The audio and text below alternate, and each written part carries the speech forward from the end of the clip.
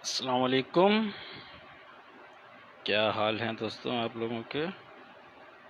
उम्मीद है कि सब खैर खैरियत से होंगे। अच्छा, कल हम जो पेंटिंग कर रहे थे तो जैसे मैंने आप लोगों को कहा था कि उसके ड्राई होने में टाइम लगेगा, तो उसमें अभी टाइम है। सो हम अब अपनी दूसरी कैलीग्राफी को स्टार्ट लेंगे और इसके अंदर हम जो बैकग्राउंड है वो हम एब्स्ट्रैक्ट रखेंगे। इसमें मैं आपको थोड़ा सा बता दूं कि इसको ये थोड़ा सा मैंने एम्बोस किया हुआ। जैसे आप लोगों को याद होगा मैंने बिस्मिल्लाह लिखी थी, तो उसको किस तरीके से एम्बोस किया था ये मैं आप लोगों को थोड़ा सा क्लोजली दिखा देता हूँ, ताकि आप लोगों को एक आइडिया हो जाए कि इसको मैंने किस तरीके से एम्बोस किया है। ठीक है, माउंट शीट के ऊपर ही काम होगा ये सारा के सारा। और उसके बाद काम कंप्लीट होने के बाद फिर हम इसको दिखाएंगे कैसा है क्या है। अच्छा, ये भी एक स्टेप में नहीं होगा। जैसे मैंने आप लोगों को कुछ दिन पहले एक बात कही थी कि मैं काम को थोड़ा सा टफ करता जाऊंगा। उसकी वजह यह है कि अब आहिस्ते आहिस्ते आप लोग बहुत सारी चीज़ों को सीखें। अच्छा, इसको एम्बोज मैंने किस तरीके से किया, तो मैंने आपको बताया था कि ये मैंने अपना एक जो सर्जिकल ब्लेड है उसके ज़रिए मैंने इसको इस तरीके से काफ़ी हैवी जो है वो मतलब इसमें फोर्स लगा के मैंने इसको एम्बोस किया था। ठीक है, कि वो इतना मतलब कि वो आपके हाथ में पेन शुरू हो जाए, क्योंकि मैंने कोई भी ऐसा इंस्ट्रूमेंट यूज़ नहीं किया इस काम के लिए। चाहता तो मैं एक इंस्ट्रूमेंट बना सकता था कि एक वुड लेता और उसके बाद जो है वो उसमें एक नेल लगा के मैं उसकी उस तरीके की जो उसकी टिप थी वो बना के ताकि वो ईज़िली चल सके, बट मैंने ऐसा कुछ नहीं किया है। रीज़न यही है कि मैं अगर करता तो बहुत सारे लोग फिर उस पर कुछ सवाल उठते हैं कि ये कहाँ से मिलता है। तो अक्सर चीज़ें बहुत सी मैं ख़ुद ही बनाता हूँ। अब जैसे ब्रशेज़ हैं, तो ब्रशेज़ मैं नॉर्मली अपने जाके ख़ुद ही बनवा रहा होता हूँ कि जिस टाइप के मुझे ब्रशेज़ चाहिए होते हैं मैं वो जाके बनवाता हूँ। बड़ा उसमें मतलब मगज़मारी करनी पड़ती है, तब जाके मेरे मतलब की चीज़ जो है वो मुझको मिलती है। अच्छा, यहाँ पे अब हमने क्या क्या काम करने हैं मैं आपको थोड़ा सा गाइड कर देता हूँ कि इस एरिया के ऊपर जो है वो इसके कुछ हमने लाइट कलर्स रखने हैं। ये जो आयत लिखी हुई है इसको हमने जो है वो डार्क रखना है इस पोर्शन को, बट आयत इटसेल्फ जो है वो बिल्कुल लाइट हो जाएगी। बाकी एरिया को हम कलरफुल थोड़ा सा करेंगे। आप लोगों को जस्ट 5 सेकंड के लिए वेट करना पड़ेगा, उसके बाद मैं इसके ऊपर काम स्टार्ट करता हूँ।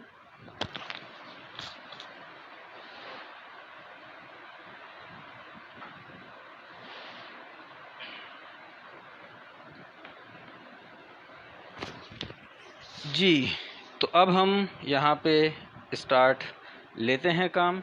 और सबसे पहले जो हमने कलर्स यूज़ करने हैं, तो इसमें तो डिफरेंट कलर्स यूज़ होंगे, मल्टी कलर्स होंगे। ठीक है, हम कलर से इस आयत को डिफ़ाइन कर रहे हैं यहाँ पे। ठीक है दोस्तों, तो ये मैं थोड़ा सा नीचे कर देता हूँ ताकि आप लोगों को भी ईज़िली नज़र आ सके। अब आप यहाँ भी देख लें कि हम कलर की जो क्वांटिटी है वो हम काफ़ी ज़्यादा लगा रहे हैं। उसकी वजह यही है कि जैसे मैंने आप लोगों को कहा था कि हम काम को थोड़ा सा टफ करेंगे, तो कलर की क्वांटिटियाँ ज़्यादा लगाने के पीछे मकसद ही यही है कि हम उसमें जिस तरह के भी स्ट्रोक्स डालना चाहेंगे वो हम डाल सकेंगे।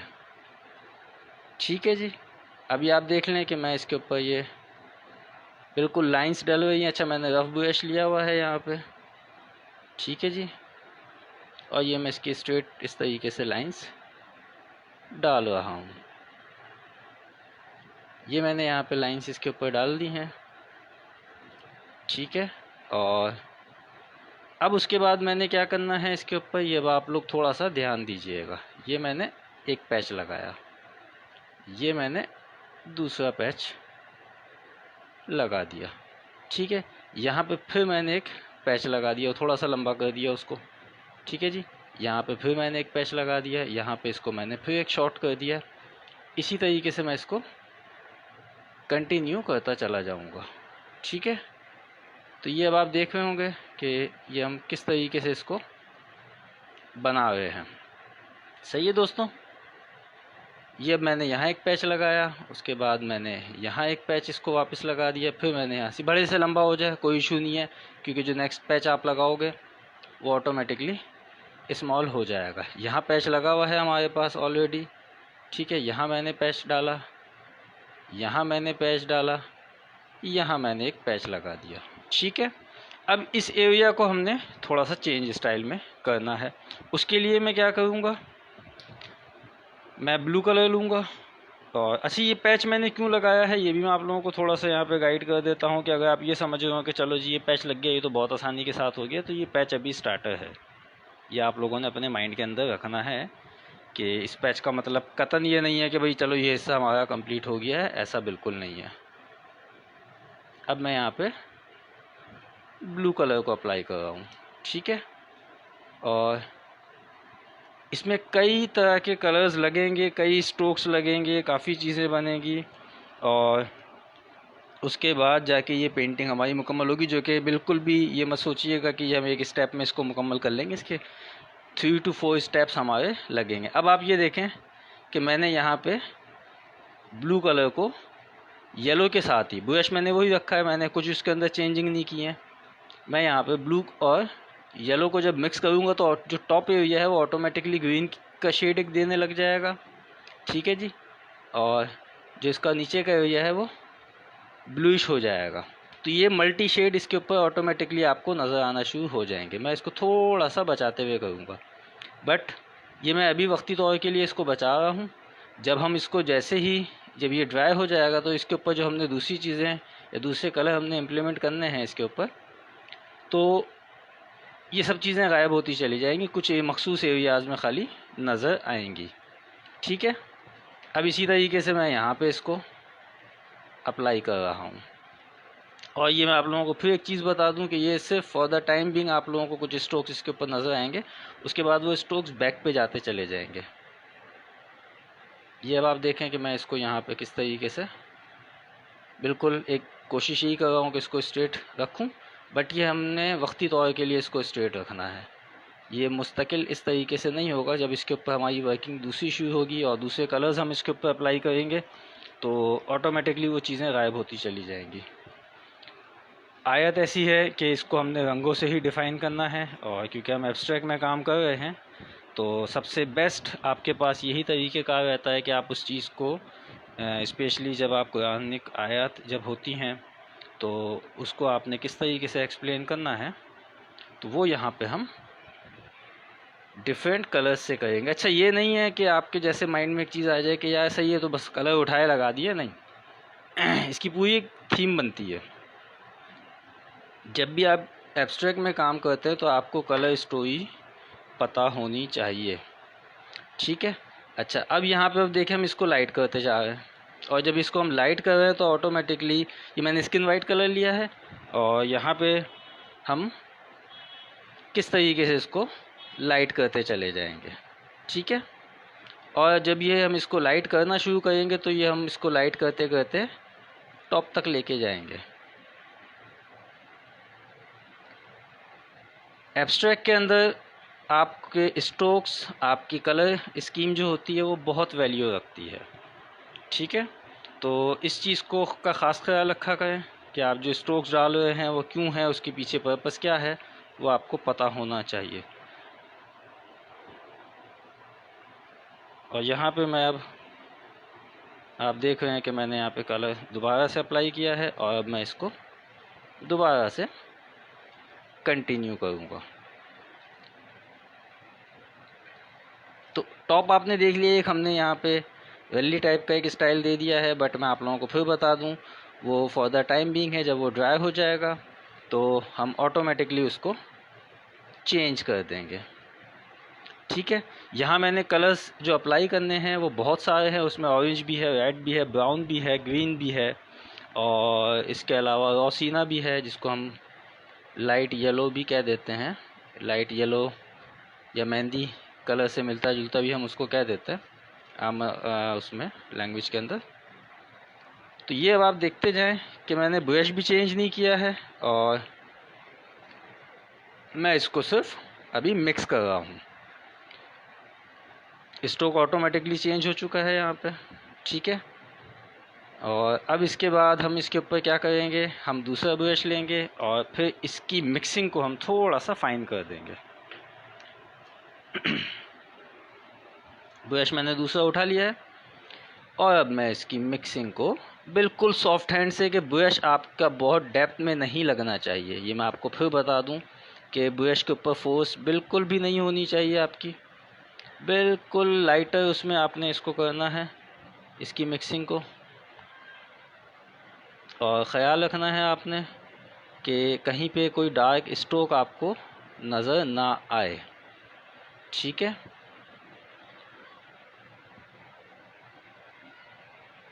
इस एरिया को अभी मैं थोड़ा सा, जब ये कलर की स्ट्रेंथ बन जाएगी देन उसके बाद मैं यहाँ पे इसकी मिक्सिंग स्टार्ट करूँगा।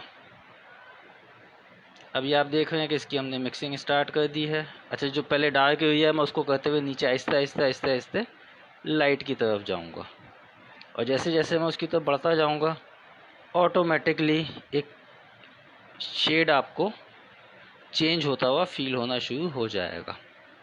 बहुत सॉफ्ट हैंड के साथ आपने करना है। अगर आपसे गलती से, मैं आपको एक चीज़ बता दूं कि थोड़ा फोर्सफुली आपने ब्रश यूज़ कर लिया है तो उसको कंटिन्यू बिल्कुल मत कीजिए, आप ब्रश चेंज कर लें अपना, या उस ब्रश को जो है पहले अच्छे तरीके से साफ़ कर लें किसी भी टॉवल से या किसी भी कपड़े से, ठीक है। क्योंकि अक्सर ये हो जाता है कि वो आपका जो हाथ है वो थोड़ा फोर्सफुली लग जाता है, तो उसमें फिर ये होता है कि वो डार्क लाइंस आपकी या डार्क स्ट्रोक्स आपके जो है वो नज़र आने लगते हैं, जो कि हमने नहीं देने हैं, ठीक है।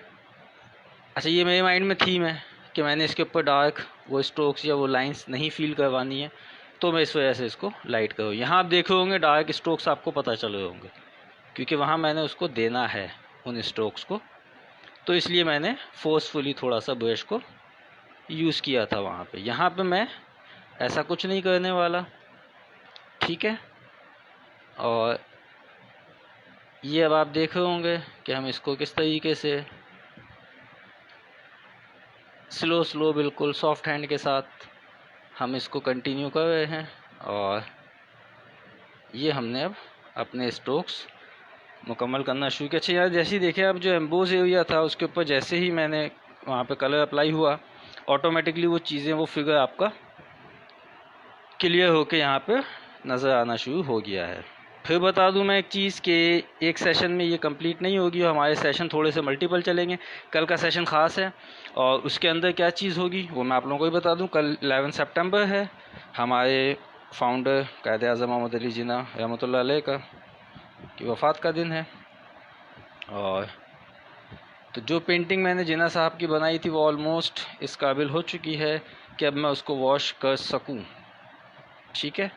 तो कल हम इंशाल्लाह उस पेंटिंग को वॉश करके भी आपको दिखाएंगे। बहुत सारे दोस्त वो भूल चुके होंगे कि हमने एक पेंटिंग बनाई थी और ब्लैक एंड वाइट के अंदर हमने उसको रखा है। अच्छा, बहुत से दोस्तों ने मुझे मैसेजेस किए कि आपने ब्लैक एंड वाइट क्यों रखा, कलरफुल क्यों नहीं रखा। तो देखें, एक चीज़ मैं आप लोगों को थोड़ा सा ये एक्सप्लेन करना चाहूँगा यहाँ पे, और लाजमन, और इन चीज़ों को आप लोग भी माइंड में रखा करें कि जो लेजेंड्स होते हैं और जब वो दुनिया में ना रहें तो उनकी पेंटिंग ब्लैक एंड वाइट में ही की जाती है। वो इशारा इस चीज़ का होता है कि जी वो अब दुनिया में नहीं है, नंबर 1। नंबर 2, एक लेजेंड्स वो होते हैं जो हयात भी होते हैं, ठीक है, और कुछ ऐसे काम कर चुके होते हैं कि उनकी पेंटिंग्स को आप ब्लैक एंड वाइट में ही रखते हो, सही है। एक तो ये चीज़ होगा। अच्छा, अब तीसरी चीज़ इसके अंदर जो आती है वो मैं आप लोगों को बता दूं कि वो बिल्कुल एक अपना इंडिविजुअल वो होता है, उसका आर्ट से लिंक नहीं है इटसेल्फ। वो ये है कि अब आपको शौक़ है कि आप नेगेटिव पॉजिटिव का एक इम्पैक्ट लेके चलें, ठीक है, तो उसमें आप फिर ब्लैक एंड वाइट वर्क करके जो है एक्सप्लेन करते हैं। अच्छा जी, वो क्यों करते हैं, मैं उसके पीछे भी लॉजिक है, और उसके पीछे बड़ी सिंपल लॉजिक है। वो लॉजिक ये है कि आप जिसका भी पोर्ट्रेट बनाया आपने उसको ब्लैक एंड वाइट कर दिया है, ग्रे एरिया नहीं रखा आपने उसके अंदर, ठीक है ना। यानी नेगेटिव पॉजिटिव आपने उसके अंदर दिखा दिया, सेंटर को न्यूट्रल आपने चीज़ उसके ऊपर नहीं रखी है। अच्छा, अब ये आप देखे होंगे कि मैं इसको यहाँ से अप्लाई करता हुआ लाइट से डार्क की तरफ लेके जा रहा हूँ, तो एक हल्का सा शेड अलग से दिखेगा इसके अंदर, ये शायद आप लोगों को नज़र ना आ रहा हो। मैं थोड़ा सा नीचे कर देता हूँ। तो अब इसी तरीके से जब ये आज जितना इसके ऊपर काम हो जाएगा उसके बाद इसको ड्राई होने में ऑलमोस्ट 2 डेज़ लगेंगे, सही है। तो उसमें क्या करेंगे हम, तो जो कल हम पेंटिंग कर रहे थे इंशाल्लाह उसके ऊपर वर्किंग होगी। हाँ, कल कोई क्लास हमारा सेशन जो है वो इस हवाले से नहीं होगा, हमारा सेशन सिर्फ स्पेसिफिक होगा और हमारे जिन्ना साहब के लिए होगा वो। उसके बाद सैटरडे संडे जो है हमारे, जो अभी कमिंग सैटरडे संडे है उसमें और नेक्स्ट जो हमारा सैटरडे संडे है उसमें हमने थोड़ा सा एक ट्रिब्यूट भी देना है। वो क्या होगा, कैसे होगा, इंशाल्लाह वो आपको सैटरडे संडे में ही पता चलेगा। बाकी इसके अलावा सिर्फ कैलीग्राफी हमारी होती रहेगी नेक्स्ट फ्राइडे तक और वो कंटिन्यू चलेगी। ठीक है, मतलब 2 वीक्स का मैंने ये वर्कशॉप रखी है कि मैं इसमें सिर्फ कैलीग्राफी ही करवाऊँगा आप लोगों को। जो मैंने सैटरडे संडे के हवाले से ट्रिब्यूट रखा है तो वो भी कैलीग्राफी ही है, लेकिन वो क्यों है, क्या है, किस लिए है, वो तो आपको इंशाल्लाह सैटरडे को पता चलेगा जब मैं उसके ऊपर वर्किंग स्टार्ट करूँगा। अच्छा, ये अब आप देख लें कि मैंने यहाँ पे इसको कर दिया है।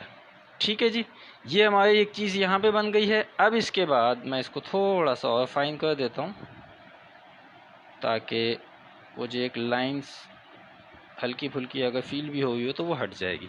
अच्छा जी, ये हमने यहाँ तक ये काम कर दिया है। अब मैं ब्रश फिर चेंज करूँगा और जो टॉप एरिया है, ये एरिया है, अब मैंने इसके ऊपर वर्किंग स्टार्ट करनी है और बड़ा केयरफुल होकर करना पड़ेगा।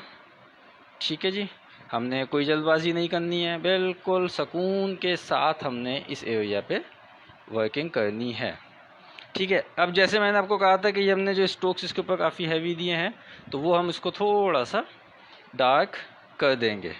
ठीक है, और ये थोड़ा सा गायब हो जाएगा और यहाँ पे ऑटोमेटिकली ग्रीन का शेड बनना शुरू हो जाएगा। अभी आप देख रहे होंगे कि हम इसको सिर्फ अभी हमने इसके ऊपर हल्का सा स्टार्ट ही लिया है और ये ग्रीन शेड इसके ऊपर ऑटोमेटिकली आना शुरू हो गया है, क्योंकि ब्लू और येलो को जब आप मिलाएंगे तो वो ग्रीन शेड ही बन जाता है। अच्छा, बहुत से दोस्तों को नहीं पता होता कि प्राइमरी कलर क्या होते हैं, सेकेंडरी कलर क्या होते हैं, टर्शियरी कलर क्या होते हैं। तो 2 कलर्स को मिला के जो आप कलर बनाएंगे, तीसरा कलर बनेगा वो प्राइमरी कलर कहलाता है। 3 कलर्स को मिला के जो चौथा कलर बनेगा वो सेकेंडरी कलर कहलाता है। इसी तरीके से 4 कलर्स को मिला के जब आप 5वां कलर बनाएंगे वो टर्शियरी कलर कहलाएगा। यहाँ पे हमारे अक्सर, क्योंकि बहुत से इंस्टीट्यूशंस ऐसे हैं कि जहाँ पे कुछ चीज़ों की गड़बड़ कर दी जाती है, मैं नाम नहीं लूँगा, और उन इंस्टीट्यूशंस के कुछ लोग हैं मेरे पास यहाँ मेरे पेज के ऊपर और बड़ा डीपली ऑब्ज़र्व भी कर रहे होते हैं, तो वो समझ रहे होंगे मेरा इशारा। तो मकसद कहने का मेरा यही है कि कुछ चीज़ों को आप एक्सप्लेन लाजमन किया करें ताकि जो सीख रहा है बच्चा उसको बहुत सी चीज़ों का पता होना चाहिए। अच्छा, ये मैंने हल्का सा यहाँ पे ग्रीन को, मतलब सॉरी ब्लू को और येलो को मर्ज किया है और ये एक अलग सा इम्पैक्ट एक आ गया है इसके अंदर। क्यों आ गया है, किस लिए आ गया है, वो आपको अभी पता नहीं चलेगा इसमें। वो आपको पता चलेगा इसके ड्राई होने के बाद, जब हमने इसके ऊपर सेकंड अटैम्प्ट करना है। वो क्या होगा, वो कैसे होगा, वो इंशाल्लाह आप लोगों को जब मैं ये वर्किंग कंटिन्यू इसको हम करेंगे तो उसमें आप लोगों को दिखाई दे देगा। उससे आपको एक अंदाज़ा हो जाएगा।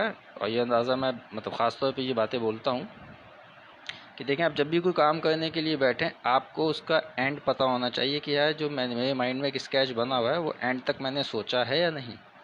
ठीक है, एक तो ये चीज़ होती है। एक होता है फ्री स्टाइल काम कि जिसके अंदर आपको पता ही नहीं होता आपने करना क्या है। आप शुरू करते हैं, वो कुछ बनाते हैं, फिर उसको चेंज करते हैं, फिर उसमें चेंजिंग लेके आते हैं, वो करते करते एंड में चीज़ बिल्कुल ही एक अलग किस्म की बन जाती है। अच्छा जी, अब मैं आ जाता हूँ इस एरिया की तरफ। यहाँ पे हमने क्या करना है जी, यहाँ पे हमारा कलर अप्लाई होगा डार्क ग्रीन। ठीक है, और वो डार्क ग्रीन कैसे अप्लाई होगा, क्या होगा उसके अंदर काम, वो भी अभी आप लोगों को नज़र आ जाएगा। ये मैंने यहाँ पे डार्क ग्रीन कलर लगाया और यहाँ भी आप देख लें कि मैं ग्रीन को थोड़ा सा, मतलब मैं तो उसको ये कहता हूँ कि हैवी डोज दे रहा हूँ। क्यों दे रहा हूँ, किस लिए दे रहा हूँ, वो भी आप लोगों को भी नज़र आ जाएगा। ये एरिया हमारा अब टेक्सचर के अंदर जाएगा। आप भी परेशान होंगे कि यार एक तरफ इन्होंने जो है वो मतलब चटाई टाइप का बना दिया है, एक तरफ टेक्सचर आ रहा है, एक तरफ आपने बिल्कुल उसकी मिक्सिंग कर दी, ये क्या चल रहा है। तो एब्स्ट्रैक्ट के अंदर हम कोशिश ये कर रहे हैं कि हम हर उस चीज़ को यहाँ पे दे सकें, हर उस स्ट्रोक को यहाँ पे लगा सकें कि जिसके अंदर आपके सारे कलर्स भी डिफ़ाइन हो रहे हों, सारे से मुराद ये कि आयत से रिलेट करते हुए, और जो है आपके स्ट्रोक्स भी यहाँ पे हम डिफ़ाइन कर सकें इसके अंदर। ठीक है, तो ये अब आप देख रहे हैं कि यहाँ पे मैंने इसके अंदर टेक्सचर वर्क कर दिया है, तो कंफ्यूज होने वाली बिल्कुल कोई ज़रूरत नहीं है। नेचर ऑफ वर्क मैं यहाँ पे कोशिश कर रहा हूँ कि ज़्यादा से ज़्यादा शो कर सकूँ। ठीक है, और उसकी वजह क्या है? तो उसकी वजह ये है क्योंकि एब्स्ट्रैक्ट के अंदर काम हो रहा है, तो हमें बहुत सी चीज़ें उसी स्टाइल में करनी है। अच्छा, आपने अभी एक चीज़ नोट की होगी, मैं आयत की तरफ बढ़ ही नहीं रहा हूँ। ठीक है, तो उसकी वजह ये है कि इस आयत के ऊपर जो वर्किंग है, जो कलर हमने अभी अप्लाई करना है एक, वो इसके कंप्लीट ड्राई होने के बाद अप्लाई होगा, वो अभी हो ही नहीं सकता अप्लाई इसके ऊपर। तो वो हम नेक्स्ट सेशन के ऊपर उसको लेके जाएंगे, और वजह उसकी यही है कि जिस तरह का मैंने इसके ऊपर काम करना है इस आयत से रिलेट करता हुआ, तो वो मुझे इसके ऊपर करने में वक्त लगेगा। अभी आप देख रहे हैं कि मैं इसके ऊपर इसको लेके जा रहा हूँ। ठीक है, क्यों लेके जा रहा हूँ, किस लिए लेके जा रहा हूँ, तो वो मैं अभी आपको हर एक चीज़ को एक्सप्लेन कर दूँगा, और वो कैसे है, क्या है, किस लिए है, वो हर चीज़ आप लोगों को इंशाल्लाह पता चलेगी कि मैंने यहाँ पे ये काम क्यों किया है, कि मैं इस टेक्सचर को अब थोड़ा सा आगे लेके जा रहा हूँ। पीछे क्या सोच है वो अभी आप लोगों को थोड़ी देर में मैं इसकी भी एक्सप्लेनेशन दे दूँगा। वैसे तो इनडायरेक्टली मैं बता ही चुका हूँ, लेकिन मैं अब आपको मज़ीद इसकी इसकी मज़ीद डिटेल में आप लोगों के सामने अभी रखता हूँ। ये थोड़ा सा मैं इसके ऊपर ज़रा सा फोकस कर लूँ, क्योंकि अगर ज़्यादा बोलूँगा तो ये जो मुझे एक बैलेंस करना है वो थोड़ा सा आउट हो जाएगा, क्योंकि बोलते हुए आपका फोकस ज़रा सा आउट हो जाता है। यहाँ ग्रीन कलर दोबारा अप्लाई होगा, ये मैं आप लोगों को फिर बता देता हूँ, थोड़ी देर के बाद होगा वो अप्लाई। अच्छा, ये बस थोड़ा सा और रह गया।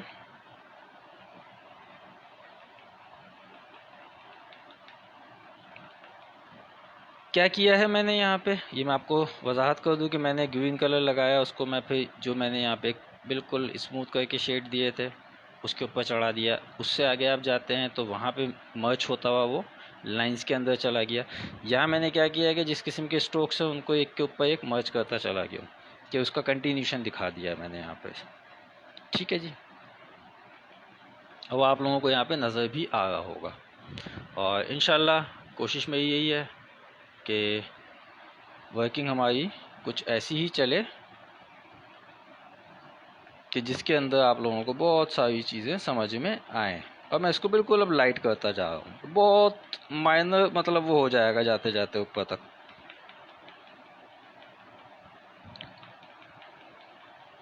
कि वो शायद आपको कैमरा दिखा भी ना सके, ये इतना माइनर हो गया है। ठीक है, तो ये एक स्प्रे के स्टाइल में यहाँ तक गया, उसके बाद ऊपर आके फिर इस एरिया में ये मर्ज हो गया है उधर। अच्छा जी, अभी हमने इसके ऊपर ये कर दिया है, इसके बाद बारी आ जाएगी हमारे एक और शेड की। वो शेड है हमारा यहाँ पे रेड का, और ये रेड शेड हमने यहाँ पे लगाया। ठीक है जी, इस रेड शेड को भी हम टेक्सचर में ही देंगे। सही है, और ये टेक्सचर अभी आपको बड़ा ही अजीब सा लगेगा, लेकिन थोड़ी देर में जाके ये स्मूथ होता चला जाएगा।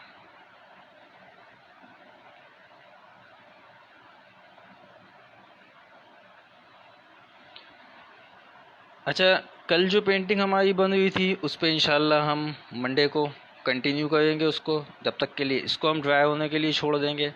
ट्यूसडे को फिर इसके ऊपर काम स्टार्ट हो जाएगा हमारा। ठीक है, तो एक तरह से कह लें कि हम लोग मल्टी वर्क कर रहे हैं।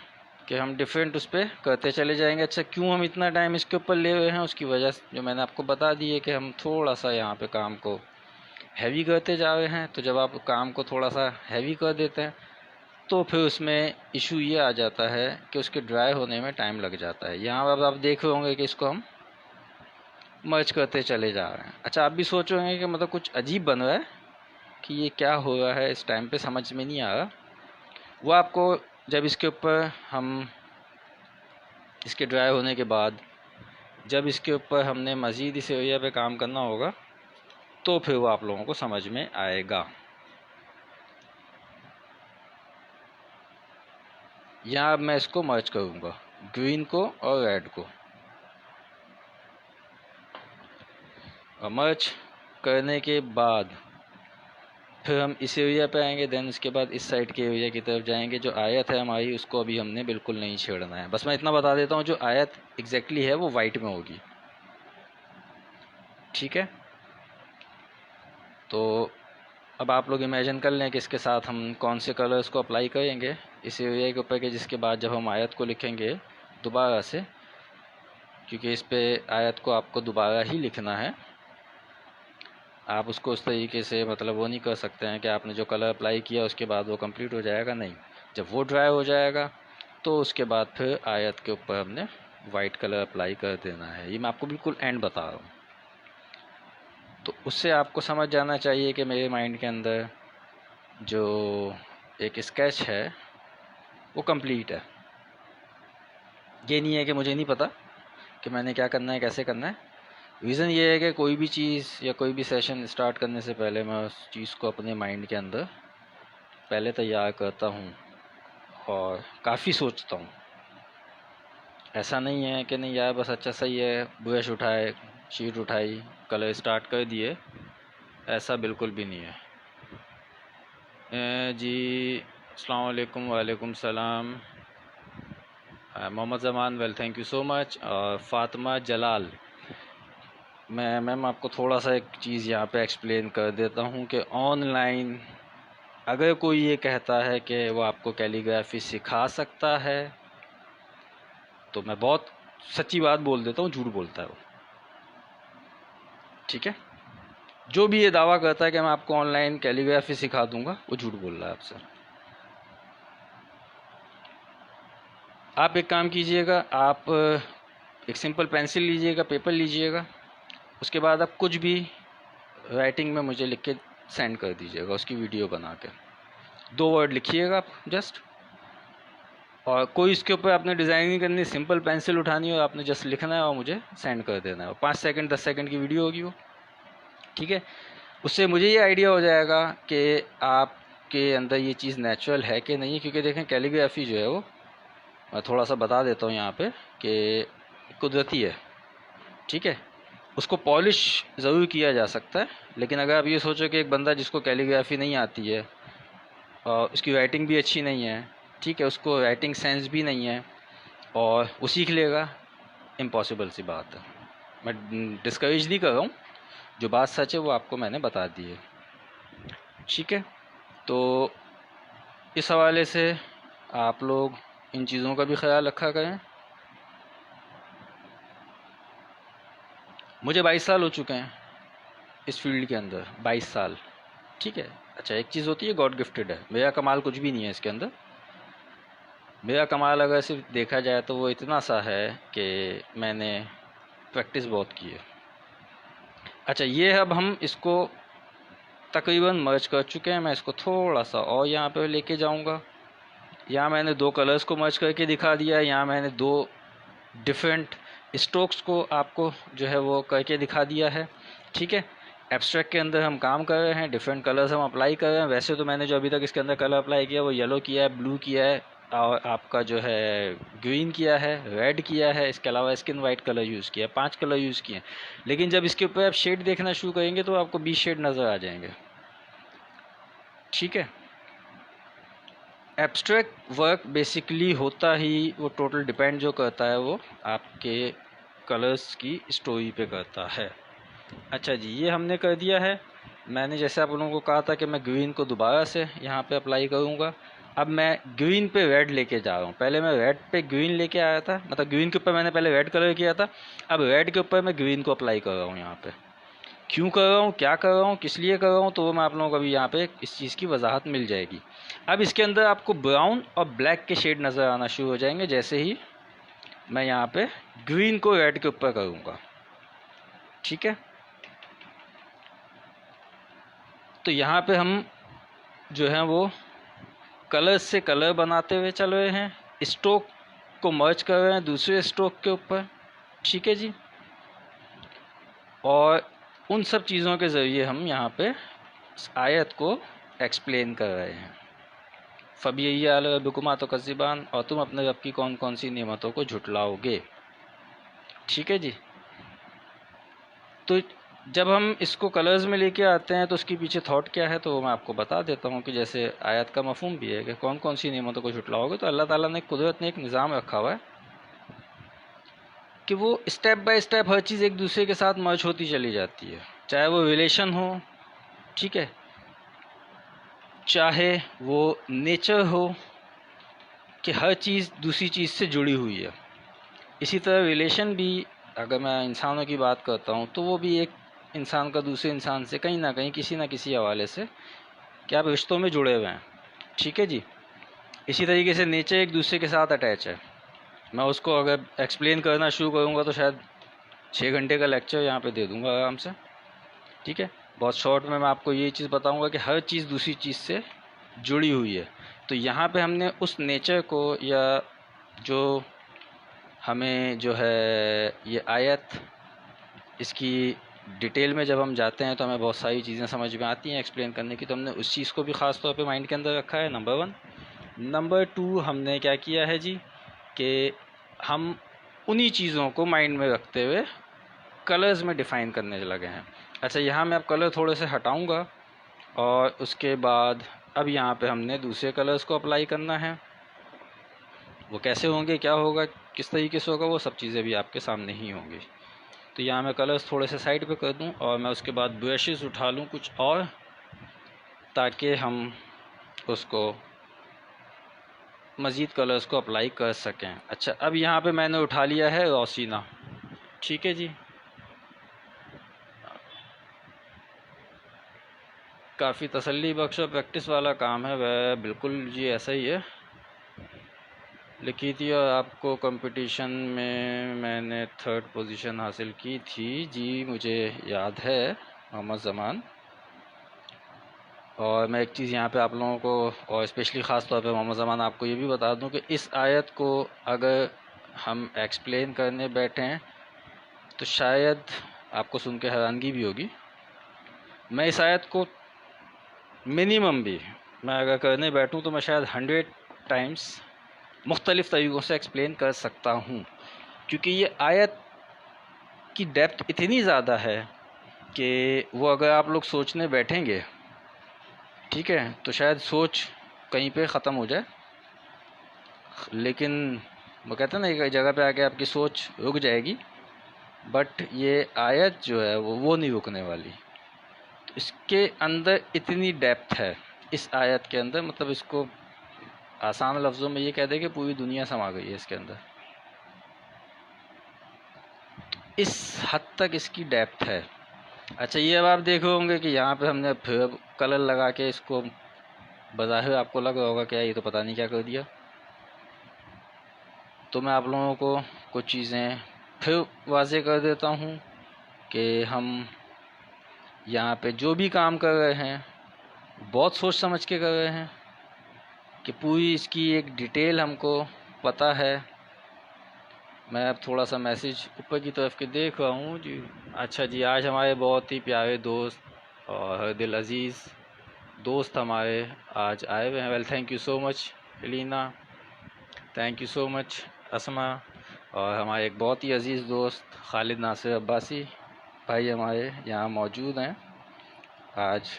उन्होंने भी कहना चाहिए कि इज़्ज़त बख्शी है पेश को, हमारे बड़े अच्छे दोस्त हैं मेरे ये, और गपशप रहती है इनके साथ।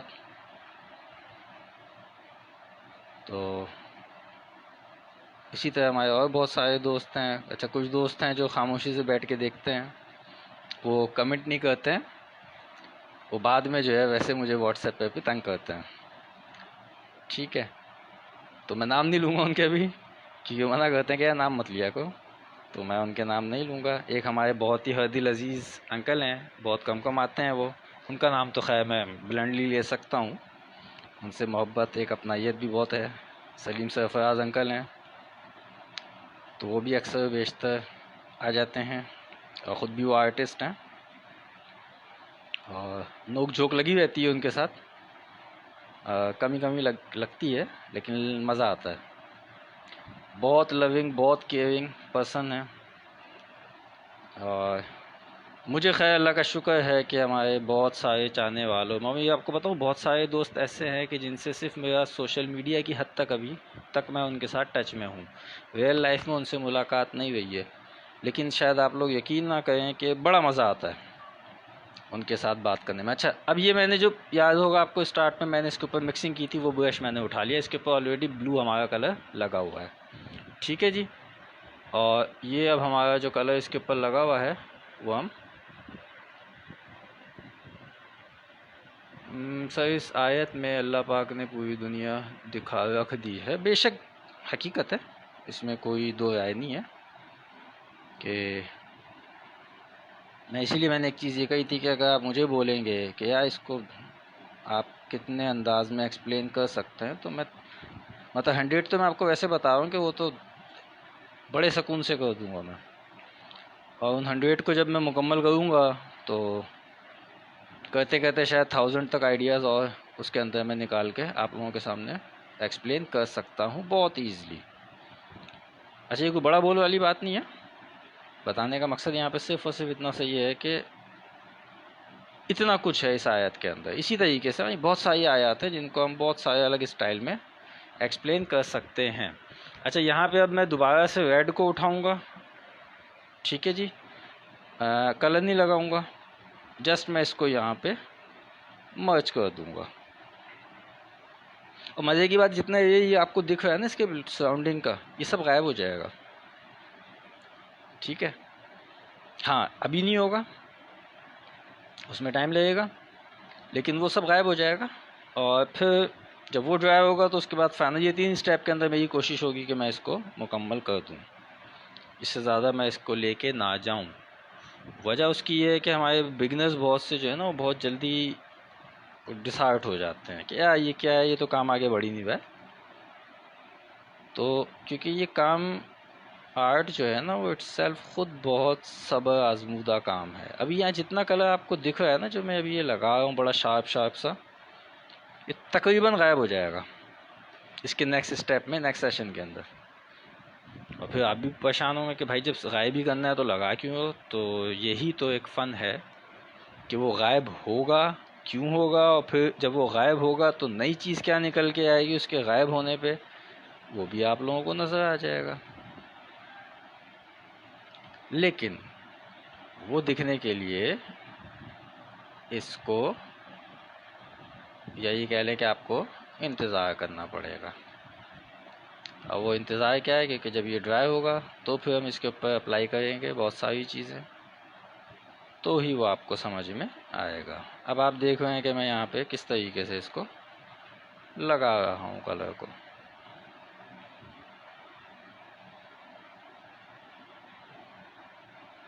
ठीक है जी, आप भी परेशान होंगे कि यार ये कुछ अजीब होता जा रहा है, तो कुछ भी अजीब नहीं हो रहा है, जैसा मैंने चाहा है ये वैसा ही हो रहा है।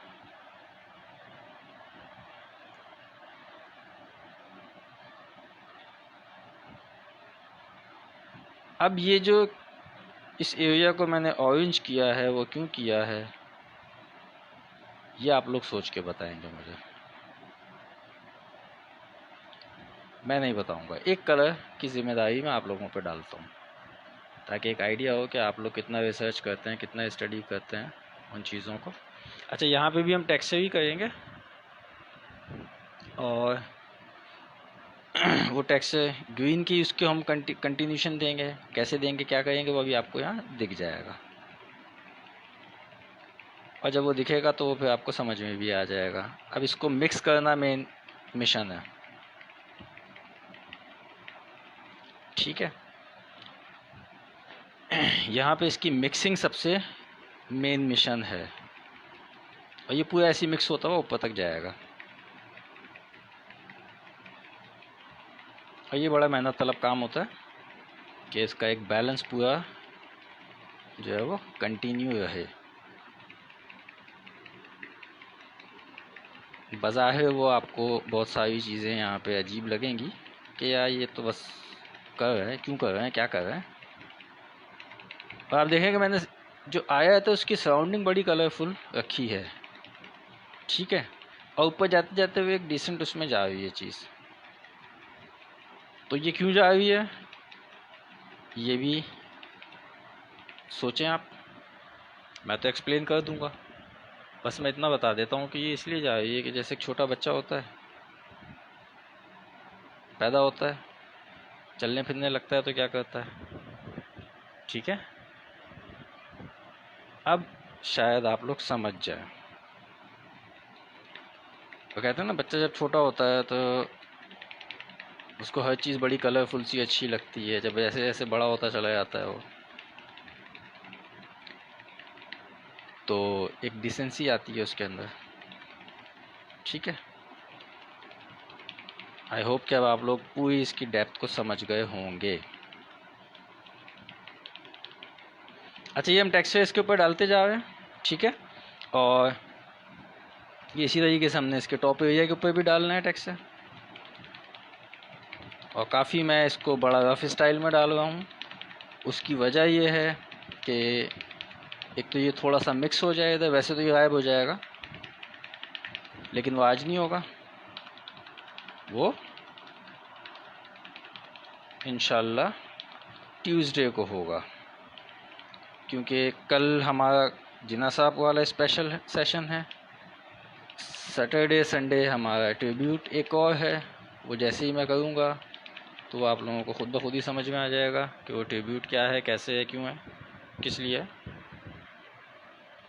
तो वो हमारा सेशन होगा सैटरडे संडे, उस हवाले से हम इसको कंटिन्यू करेंगे। और मैं अभी अपनी एक कलर की ट्यूब ढूंढ रहा हूँ जो मुझे मिल नहीं रही है, और वो मिल गई है फाइनली। अब मैं यहाँ पे ऑरेंज को थोड़ा सा लगाऊंगा। ये आप देख होंगे मैंने बड़ा डिस्टर्ब सा छोड़ा हुआ है, तो उसकी वजह है छोड़ने की कि उसको मैंने, क्योंकि वो छुप जाएगा सारा के सारा जो है, तो इसलिए मैं उसको इतना फोकस कर नहीं रहा हूँ। और जितना मुझे उसके ऊपर देना था वो मैंने काम कर दिया है।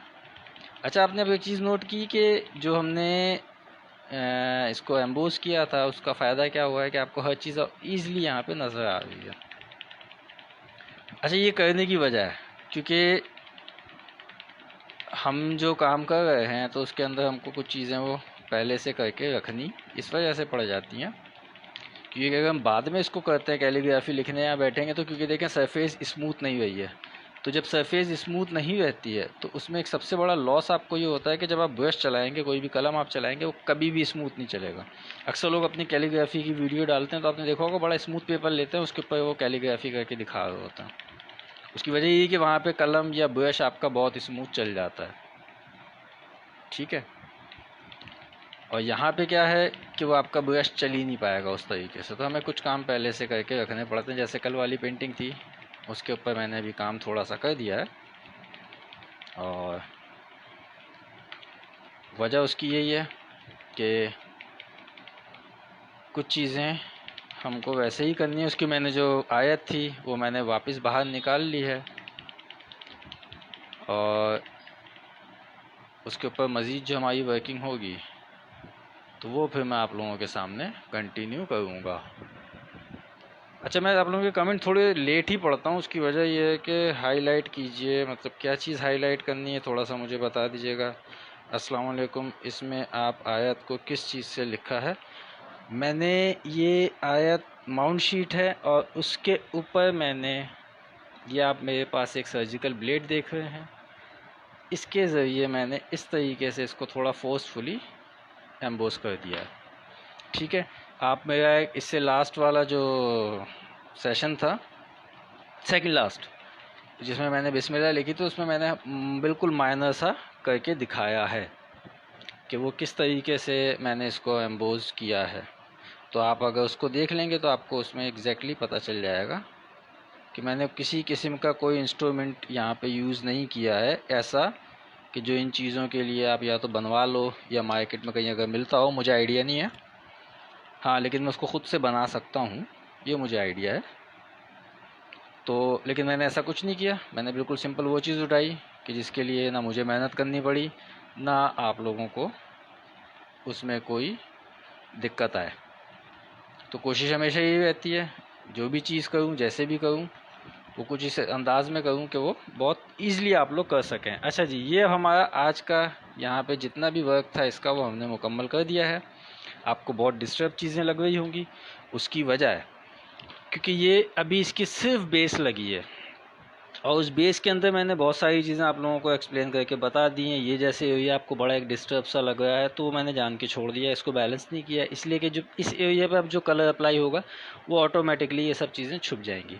ठीक है, अब इसके ऊपर हमारे जो कलर्स अप्लाई होंगे वो हमने नॉर्मली 2 कलर अप्लाई करने हैं, एक ब्लैक एक वाइट। ठीक है, पूरी पेंटिंग के ऊपर माइट भी पॉसिबल कि शायद मैं इस एरिया पे, ये जो टॉप का एरिया आपको नज़र आ रहा है, तो यहाँ पे मैं 1 से 2 कलर और अप्लाई कर दूँ, लाइक जैसे ब्राउन कर दूँगा या ब्लैक का शेड या पर्पल का शेड हल्का सा बिल्कुल देने की मैं वो करूँगा। वो डिपेंड करता होगा इसके ड्राई होने के बाद, जो चीज़ें मैंने अप्लाई करनी है उसके बाद। तो ये आज के जो सेशन है इसको मैंने यहीं तक रखा है, इससे आगे मैं इसके ऊपर काम कर नहीं सकता। रीज़न वो ये है कि जब ये ड्राई होगा तो उसके बाद हमने इसके ऊपर कंटिन्यू काम करना है। तो आप लोगों से एक ही रिक्वेस्ट है मेरी कि इसको ज़्यादा से ज़्यादा शेयर कर दीजिएगा, क्योंकि हमें फेसबुक ने थोड़ी सी रिस्ट्रिक्शंस लगा दी हैं शेयरिंग के हवाले से। तो इसलिए मैं अब आजकल थोड़ी सी आप लोगों से रिक्वेस्ट कर देता हूँ। और इसके पीछे जो रीज़न है शेयरिंग के लिए आप लोगों से रिक्वेस्ट करने का, वो बहुत सिंपल है और वो सिर्फ इतना है मेरा कि मेरी कोशिश ये है कि फ्री ऑफ कॉस्ट ज़्यादा से ज़्यादा लोग आके सीख सकें, नंबर 1। नंबर 2 ये कि मेरा जो यूट्यूब चैनल है काइंडली उसको भी आप लोग सब्सक्राइब कीजिए, ख़ुद भी कीजिए, अपने दोस्तों से भी करवाइए।